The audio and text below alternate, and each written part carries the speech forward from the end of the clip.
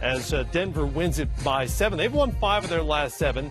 And the Nuggets, get this, guys, now join the Rockets, Spurs, and Grizzlies as the only teams who have beaten the Warriors twice in a single season over the last 4 years. It's a fairly exclusive club. And this is all coming on the heels of a 25-turnover win for the Warriors on Friday night. They come back on Saturday and lose. This is one of the toughest back-to-backs in the league, Pacific Coast to Denver on the next night. But Steve Kerr's been talking about how they're kind of dragging, kind of crawling toward the finish line that is the All-Star break. Does this look like a tired team to you?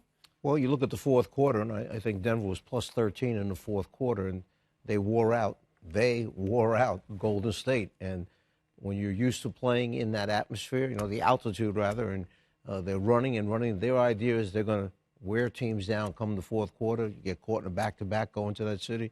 They're rough on you, boy. Shots don't go down the same way they did, and then all of a sudden, and by the way, Denver's a pretty good team. They are. Denver's a very good team. I love what they have looking ahead the next 3-4 seasons. They're going to be pretty good. Looking ahead the next couple of seasons, yeah, you're right. This is a very talented ball club.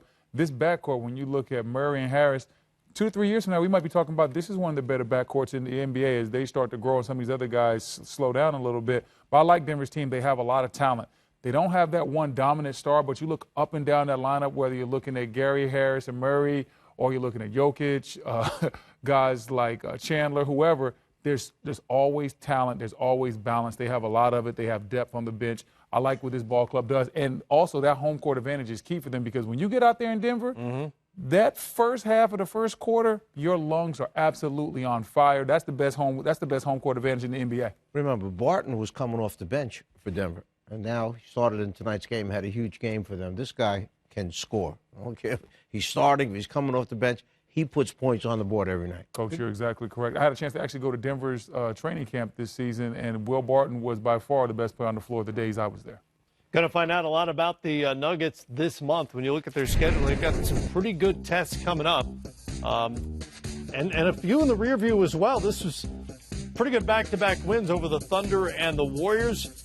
Charlotte in Houston. They've got another couple of games against the Spurs and a visit to Milwaukee coming up on the schedule. Matt, down the stretch, the back stretch of 28, 27, 26 games, it's going to be New Orleans, Denver, and Clippers fighting for those spots number 7, 8, or who winds up in number 9 spot. Yeah, like I said, right now there's a lot of different teams in that spot.